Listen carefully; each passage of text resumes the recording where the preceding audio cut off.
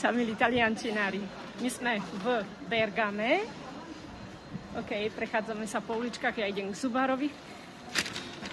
A pri tejto príležitosti si vysvetlíme, pred malou chvíľou som čítala jednu vec, a kde bolo o perso filo del discorso, il filo del discorso. Čo to znamená, keď nám niekto povie ho perso il filo del discorso?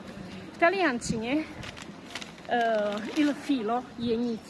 Čiže ako keby som povedala, že zabudla som, o čom som rozprávala a stratila som vlastne, o čom bol ten rozhovor. Čiže môžem povedať, ho dimenticato di cosa stavo parlando, ho perso il filo del discorso.